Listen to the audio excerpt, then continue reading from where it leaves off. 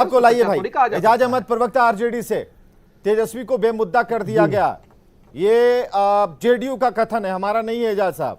और जेडीयू अगर ऐसा मान रही है तो हम ये जानने की कोशिश करेंगे और इसकी तह तक जाएंगे कि नीतीश ने तेजस्वी को बेमुद्दा किया तो किया कैसे, और आपको ऐसा लगता है? सर ये सभी विवेक जी, सभी लोगों को पता है कि तेजस्वी प्रसाद यादव जी और लालू प्रसाद जी ने जाति आधारित जनगणना को लेकर के जो अभियान शुरू किया था और उस अभियान को जो गति मिला है उसमें तेजस्वी जी का योगदान है, ये किसी से छुपी हुई बात नहीं है। आप सभी लोगों को पता है कि लालू प्रसाद जी जब मनमोहन सिंह के कैबिनेट में मंत्री थे तो उनके ही दबाव पर सोशो इकोनॉमी सेंसेक्स हुआ था और उसका रिपोर्ट ले आउट होने से पहले मनमोहन सिंह जी की सरकार चली गई।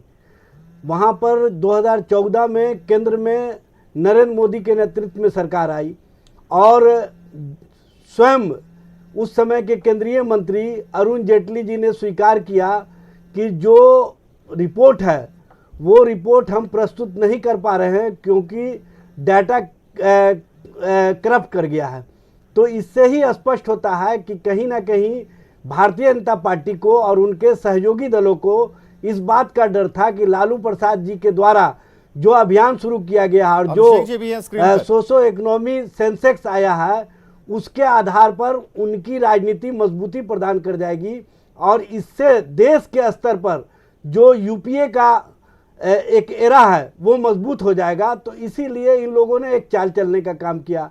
और जहां तक जुमलाबाजी का सवाल है, जब तेजस्वी जी ने चुनाव के अभियान के दौरान इस बात का संकल्प बार बार दोहराया, ये लोग तो चुनाव के मुद्दे को ले जाना चाहते थे धार्मिक आधार पर, नहीं तो ये लोग चुनाव के मुद्दे को ले जाते ने अपनी चाल से पॉलिटिकल चाल तो चली जाती है। सुन लीजिए ना विवेक जी 2020 में किस तरह से इन लोगों ने, चाहे माननीय प्रधानमंत्री नरेंद्र मोदी जी हों चाहे मुख्यमंत्री नीतीश कुमार जी हों, दोनों ने मुद्दे को डाइवर्ट करने का भरसक प्रयास किया। एक तरफ भारतीय जनता पार्टी ने मुद्दे को धार्मिक आधार पर ध्रुवीकरण का प्रयास किया, दूसरी ओर माननीय मुख्यमंत्री जी पिछले 15 वर्षों के कार्यकाल का चर्चा करते रहे, लालू और राबड़ी जी के सरकार का। लेकिन तेजस्वी प्रसाद यादव जी ने मुद्दों के आधार पर, सुन लीजिए उसके बाद दीजिएगा, मैं आपके समय नहीं बोल रहा था, मुद्दों के आधार पर लालू प्रसाद जी और तेजस्वी जी ने चुनाव अभियान को पूरी तरह से, पहले सुन लीजिए उसके बाद दीजिएगा जवाब, मेरी पूरी बात सुन लीजिए उसके बाद आप जवाब दीजिएगा। नहीं नहीं आप सुन लीजिएगा, धैर्य मत खोइए, धैर्य मत खोइए। अभी तो आप जुमलाबाज के साथ पलटी भी मारिएगा, लेकिन मैं आपको स्पष्ट कर देना चाहता हूं कि आप देख लें कि बिहार की राजनीति को तेजस्वी प्रसाद यादव जी ने पहली बार दौरान मुद्दे आधारित संसद में यह बात उठाई थी। मैं दावे के साथ कहता हूं विवेक जी, मैं दावे के साथ कहता हूं, यदि आप उस क्लिपिंग को सामने ला दें तो आपको ये मालूम चलेगा और कि लालू और कार्रवाई वाली सरकार की बातें की, उस बातों को बिहार की जनता ने स्वीकार किया और तेजस्वी प्रसाद यादव के नेतृत्व में जो उस सबसे बड़ी पार्टी के रूप में राष्ट्रीय जनता दल उभर करके आई, जो ये स्पष्ट करता है कि बिहार में जिस तरह से चोर दरवाजे से सत्ता इन लोगों ने ग्रहण किया, वो बेचैनी स्पष्ट रूप से दिख रहा है। और ये जो जातीय जनगणना का मामला है, इसमें तेजस्वी जी ने स्पष्ट रूप से कहा कि 72 घंटे के अंदर अगर सरकार ने स्पष्टीकरण नहीं दिया और सरकार ने बातें नहीं की तो हम पटना से लेकर दिल्ली तक पदयात्रा करने का काम नहीं तो बचा क्या एजाज अहमद, वही तो पूछ रहे हैं कि बचा क्या। नीतीश कुमार, अगर नीतीश कुमार फुल फ्लेज जिसमें आते हैं इसमें कई कड़ियां जुड़ती हैं, बात करने का काम किया। नहीं तेजस्वी जो चाहते थे कि जातीय जनगणना वाले मुद्दे को अपने पक्ष में लेना या फिर ओबीसी की जो फ्यूचर की राजनीति है, सियासत है, उसमें अपने को शीर्ष बनाना या फिर ओबीसी आरक्षण का दायरा बढ़ाने पर जो मांग पैदा होती, जो सियासत होती, उसके सिरमौर बनना, तो ये तो चैप्टर क्लोज कर दिया ना नीतीश कुमार ने, ऐसा नहीं लगता आपको? नहीं, कोई चैप्टर क्लोज नहीं है सर। हम लोगों का सामाजिक न्याय और धर्मनिरपेक्षता की जो राजनीति का आधार है, जो नफरत फैलाने वाली शक्तियों के खिलाफ हम लोग मोहब्बत की राजनीति को बढ़ाना चाहते हैं, वो मुद्दे पूरी तरह से इस चलिए अब अभिषेक जी को उत्तर दे देने दीजिए, उसके बाद हम आगे बढ़ते हैं। अभिषेक जी आगे बढ़ रहा है। हाँ ठीक है, एजाज साहब हम आएंगे, एक राउंड फिर आएंगे, हम लोग एक राउंड फिर आएंगे। मजबूती से अभिषेक लड़ाई लड़ने का काम किया, ये बताने की आवश्यकता नहीं है। अभिषेक जी, विवेक जी देखिए, एजाज जी ने शुरू में कहा कि 2011 में लालू प्रसाद यादव जी ने बड़ी मजबूती से ये लाइन खींची। मैं दावे के साथ कह सकता हूं, अगर क्लिपिंग्स को निकाल कर देखा जाए तो लालू प्रसाद यादव जी से कई गुना कड़ी लाइन और मजबूती से शरद यादव जी ने यह बात कही थी। और शरद यादव जी उस वक्त भी हमारी पार्टी में है। हल्ला क्यों कर रहे हैं आप? मैंने आपकी पार्टी में नहीं कहा ना। बोलने से नहीं शरद यादव जी उस वक्त हमारी पार्टी के संसदीय दल के नेता थे।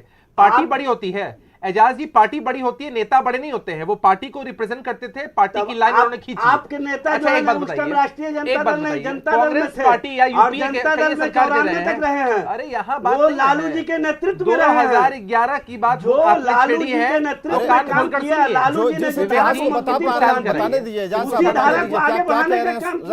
शांत कराइए, आवाज टकरा रही है। हाँ इनको शांत कराइए। देखिए बेचैनी इनके दल में है, इनके नेता में है, और इनमें भी है, इनमें भी है। आपको बेचैनी अब ज्यादा हुआ क्या? भारतीय जनता पार्टी 3 आपको चैन वर्षों नहीं से लेने ज्यादा दे रही का है। कार्यकाल ये कांग्रेस स्वीकार पार्टी को कीजिए मिला। ना, भारतीय जनता 3 पार्टी वर्षों से आपको ज्यादा चैन नहीं लेने दे रही है। लीजिए, भारतीय जनता पार्टी इसका उत्तर ले लेंगे, पहले अभिषेक साहब को बोलने तो कहीं दीजिए। ना कहीं रोक रही है। परिचय मत दीजिए, ये समझिए ना आप।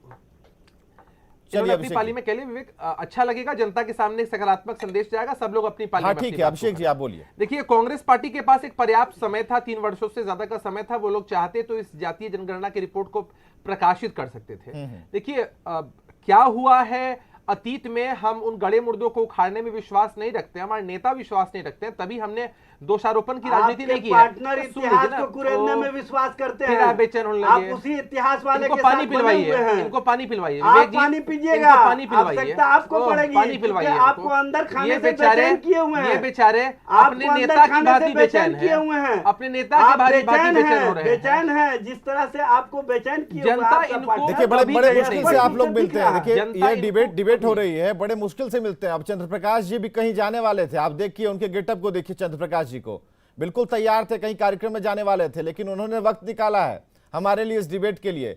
तो जरूरी है ना कि उनसे कोई सार्थक बात पूछी जाए, बताई जाए। लेकिन उससे पहले जरा मनीष पांडे जी के पास चलते हैं। मनीष पांडे जी, जहां बात शुरू होती है बीजेपी बिना नाम बताए आरजेडी की जुबान पर चली आती है। नहीं देखिए, एक तो मुझे आपत्ति इस बात की है कि बार बार इस विषय को बोला जाता है कि बीजेपी इसके खिलाफ थी, बीजेपी इसके खिलाफ थी। मैं यह पूछना चाहता हूं कि बीजेपी इसके खिलाफ कब थी?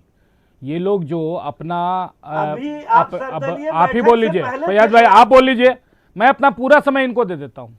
आप इन्हीं से पूरा मेरा सवाल मेरा जवाब भी इन्हीं से ले लीजिए। थोड़ा सा बर्दाश्त कीजिए ना, थोड़ा भैया। देखिए जिनको जाना था राज्यसभा वो चले गए, अब आप नहीं जाने वाले हैं, इसलिए थोड़ा सा धैर्य रखिए तो ज्यादा अच्छा रहेगा।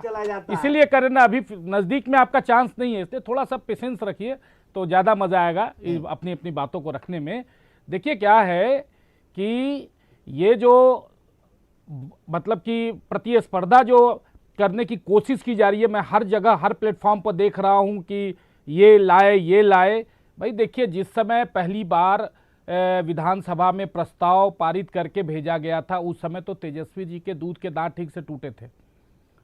और देखिए मैं इसलिए कर आप ईयर बताइए ना, राजनीति में ये बात देखिए आप ईयर बताइए ना। नहीं देखिए आप ईयर बताइए ना, साल बताइए। पहली बार जब हुआ था तेजस्वी जी नए आए थे, देखिए नए तेजस्वी जी आए थे। नहीं आप तो अभी शरद यादव जी पर सवाल खड़ा कर रहे थे। आप तो अभी शरद यादव जी पर प्रधानमंत्री नरेंद्र मोदी जी के आप तो अभी शरद यादव जी पर सवाल खड़ा कर रहे थे। 32 हेलीकॉप्टर लेकर के आने के बावजूद भी मैं बिहार में सबसे बड़ी पार्टी के रूप में तेजस्वी प्रसाद यादव ने तो आपको हराने का काम किया और बताने का काम किया कि तेजस्वी प्रसाद यादव नरेंद्र मोदी से ज्यादा बड़े हैं बिहार की राजनीति में। आपने बोछा के उपचुनाव में सारे लोगों को उतार दिया, लेकिन उसके बावजूद भी आपकी हार हुई। ये आपको स्वीकार करना चाहिए कि तेजस्वी प्रसाद यादव के नेतृत्व का ओज क्या है। अरे तेजस्वी यादव पर मुद्दा